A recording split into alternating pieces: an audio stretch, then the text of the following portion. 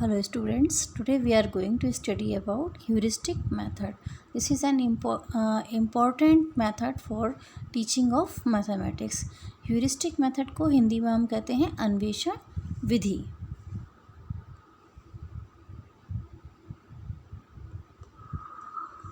heuristic method is developed by Professor Armstrong.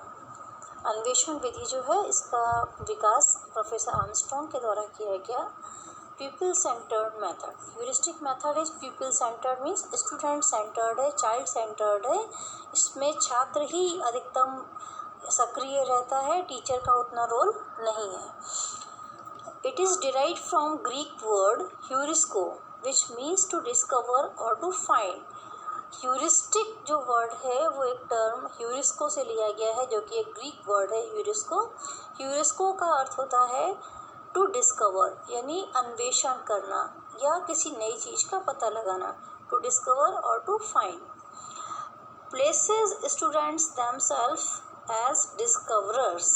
Heuristic method जो है वो बच्चों को डिस्कवरर के रूप में, एक अन्वेषक के रूप में स्थान है इस मेथड में बच्चों का. बच्चे खुद करके सीखते हैं, खुद प्रॉब्लम सॉल्व करते हैं और नए जो फैक्ट्स हैं उन्हें फाइंड करते हैं या नई चीज़ों का आविष्कार या अन्वेषण करते हैं. इसलिए हम कह सकते हैं कि ह्यूरिस्टिक मेथड में स्टूडेंट जो है वो एक डिस्कवरर या अन्वेषक की तरह कार्य करता है.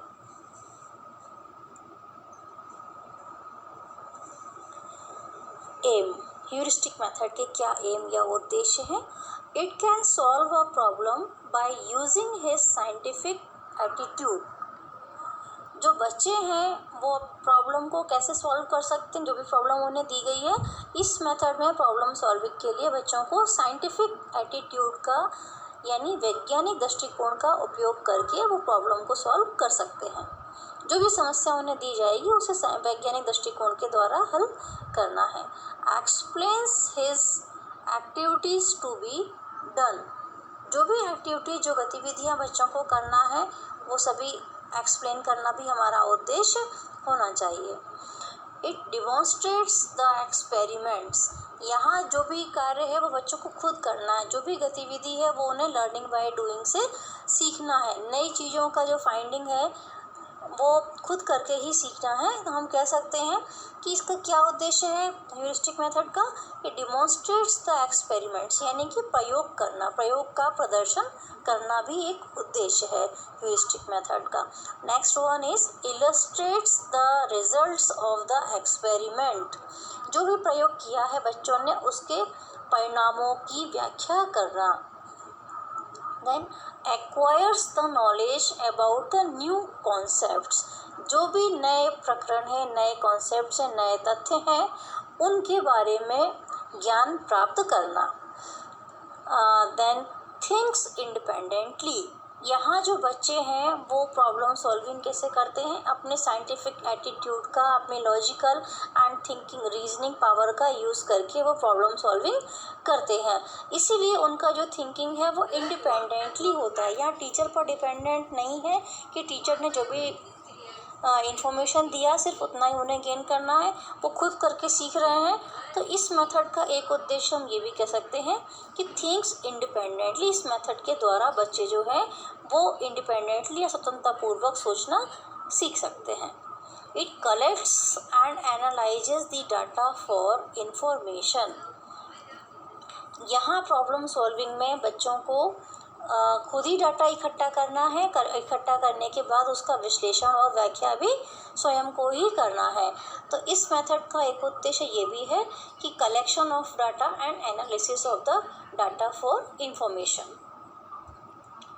नेक्स्ट प्रिंसिपल्स या सिद्धांत क्या है ह्यूरिस्टिक मेथड के. Based on 5 basic principles. अन्वेषण विधि जो है वो 5 मुख्य या आधारभूत सिद्धांतों पर आधारित है. पहला मेथड है प्रिंसिपल ऑफ फ्रीडम यानी स्वतंत्रता का सिद्धांत.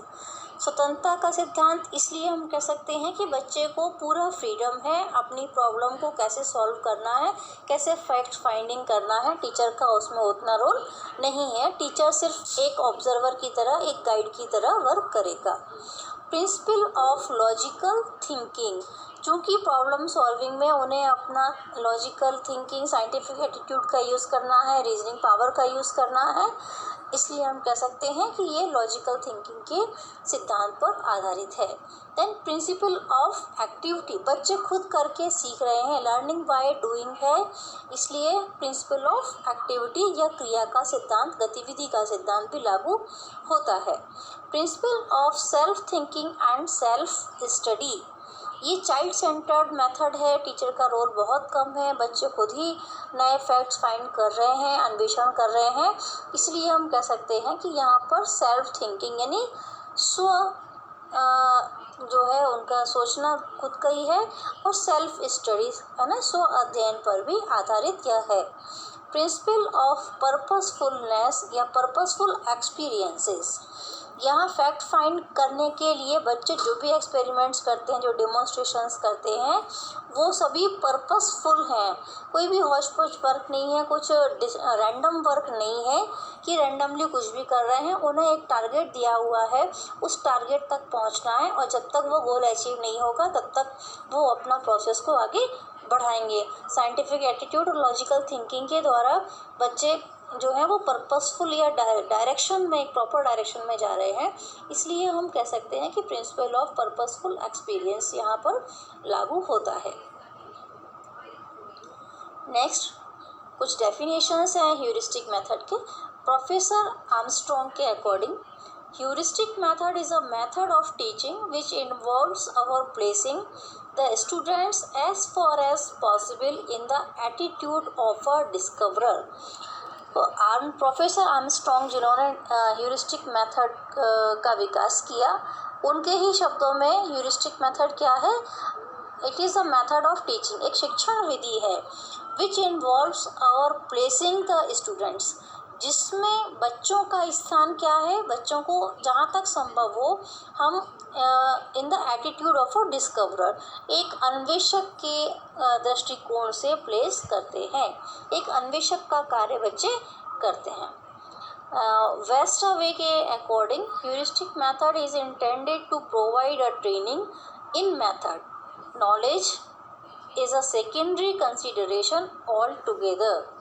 means heuristic method is intended to provide a training in method। ये इस मेथड में सिर्फ हम एक ट्रेनिंग दे रहे हैं बच्चों को, नॉलेज जो है वो सेकेंडरी कंसिडरेशन है, नॉलेज तो मिल रहा है लेकिन वो सेकेंडरी है, बल्कि हम सिर्फ अन्वेषण की ट्रेनिंग देना हमारा मुख्य उद्देश्य ह्यूरिस्टिक मेथड का है। नेक्स्ट पॉइंट है प्रोसीजर। ह्यूरिस्टिक मेथड की जो प्रविधि या विधि है, उसमें फर्स्ट स्टेप है प्रॉब्लम इज गिवन। सबसे पहले हमें प्रॉब्लम दी जाती है, जो बच्चे हैं बच्चों को प्रॉब्लम देना है, समस्या देना है। Then instructions related to problem is provided, उसके बाद उस समस्या से संबंधित इंस्ट्रक्शंस या निर्देश दिए जाएंगे टीचर के द्वारा। Then doing problem step by step, उसके पश्चात प्रॉब्लम को बच्चे जो है समस्या को स्टेप बाय स्टेप, एक एक चरण में स्टेप बाय स्टेप उन्हें सॉल्व करना है।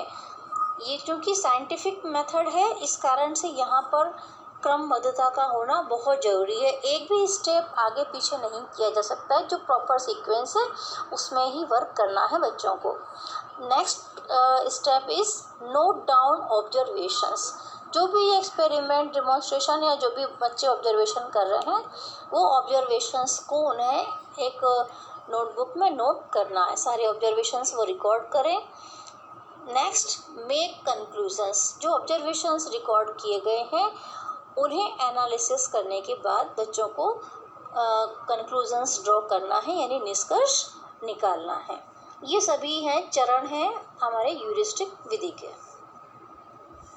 Then characteristics of a teacher, heuristic method में टीचर की क्या कैरेक्टरिस्टिक्स हैं, क्या विशेषताएं होना चाहिए, तभी वो ह्यूरिस्टिक मेथड को अप्लाई कर सकता है क्लासरूम टीचिंग में। जो मेजर कैरेक्टरिस्टिक्स हैं उनमें पहला है ट्रेजर ऑफ नॉलेज, मीन्स ज्ञान का उसके पास भंडार होना चाहिए, ज्ञान का खजाना टीचर के पास होगा, तभी अन्वेषण विधि को वो सफलतापूर्वक बच्चों पर लागू कर सकता है। Next point is develop a curious and investigative spirit to students. उसके पास तो ज्ञान है, लेकिन जो बच्चे हैं उनके अंदर ज्ञान का संचार कैसे हो, उसके लिए न्यू नॉलेज को क्रिएट करने के लिए उन्हें बच्चों के अंदर पहले क्यूरियोसिटी डेवलप करना है। एंड इन्वेस्टिगेटिव स्पिरिट बच्चों के अंदर अगर होगी, कुछ नया जानने की चाहत उनके अंदर होगी, जिज्ञासा होगी, तो वो अच्छे से इस विधि का उपयोग कर पाएंगे। Then genius in art of questioning. जो टीचर है वो उसमें क्वेश्चनिंग की कला में एक्सपर्ट होना चाहिए उसे। Then friend and good guide. Teacher को यहाँ पर दूर से काम करना है, बच्चे काम कर रहे हैं लेकिन उसे एक फ्रेंड की तरह मित्रवत व्यवहार करना है और एक अच्छे गाइड या अच्छे निर्देशक की तरह कार्य करना है। बच्चों को प्रॉपरली गाइड करें, तभी बच्चे अपना कार्य में सफल हो पाएंगे। Then plan and devise problems. यहाँ पर जो कि हमें जो फर्स्ट स्टेप है ह्यूरिस्टिक मेथड का, वो ये कहता है कि सबसे पहले बच्चों को प्रॉब्लम देना है, प्रोवाइड अ प्रॉब्लम, है ना।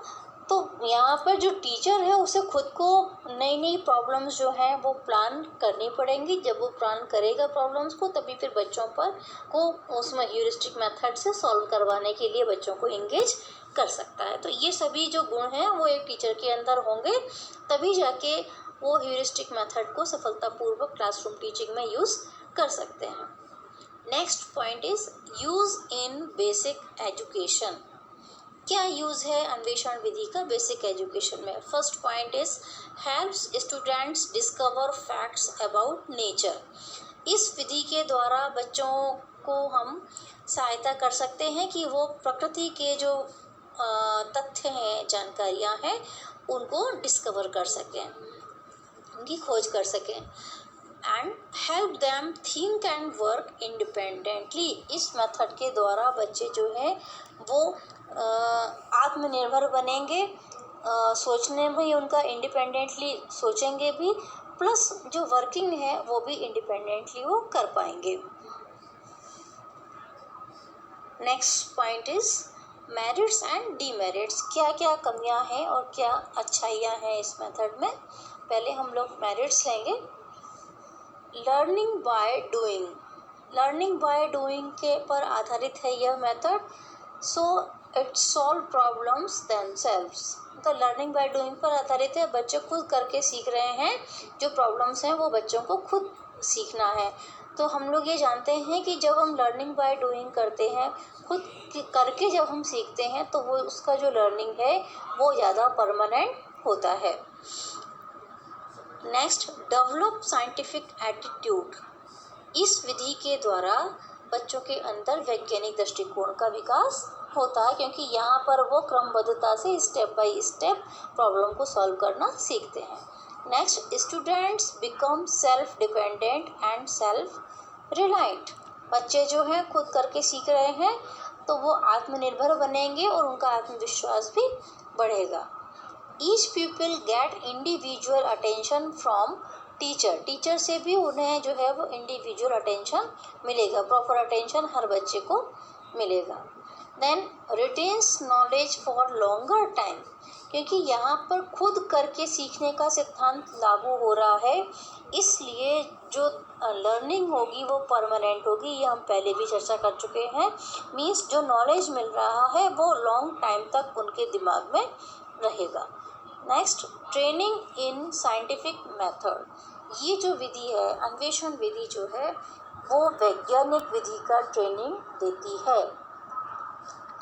अब हम देखें कि क्या क्या डीमेरिट्स हैं इस मेथड के।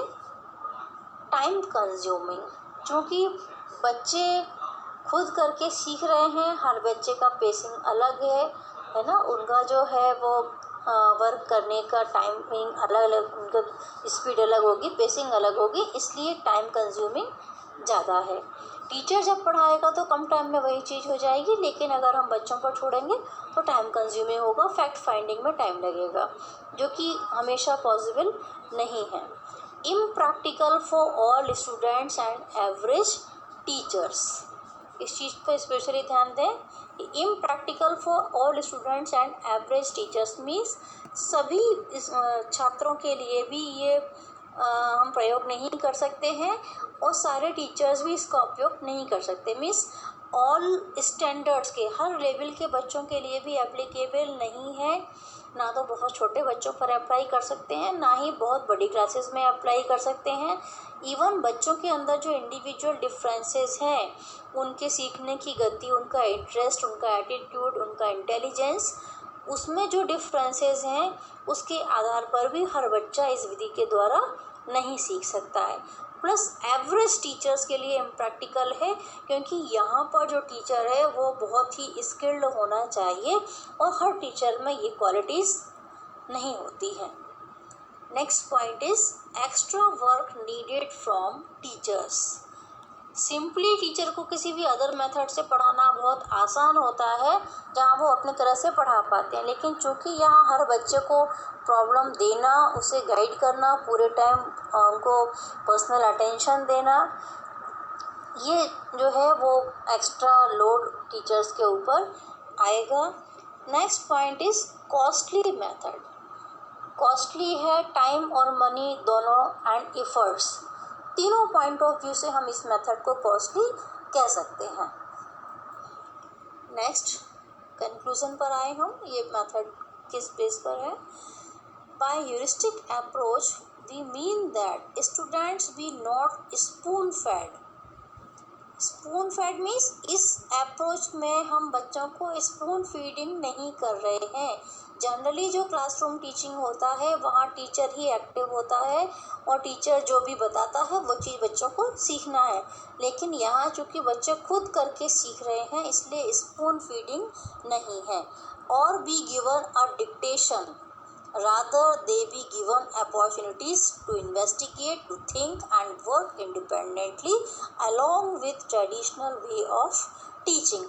इस मेथड में बच्चों का स्पून फीडिंग ना करके और ना ही उन्हें कोई हम डिक्टेशन कर रहे हैं, बल्कि बच्चों को सीखने के लिए उन्हें हम अवसर दे रहे हैं किस चीज़ का, इन्वेस्टिगेशन का, इंक्वायरी का अपॉर्चुनिटी दे रहे हैं, सेल्फ थिंकिंग के लिए अपॉर्चुनिटी दे रहे हैं एंड आत्मनिर्भर होके कैसे आप वो सेल्फ डिपेंडेंटली वर्क कर सकते हैं, ये सभी चीज़ें हम यहाँ पर प्रोवाइड कर रहे हैं।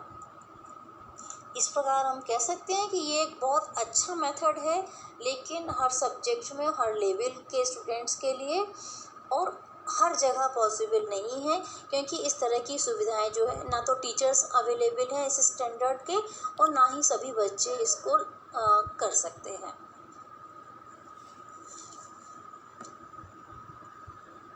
Okay, thank you.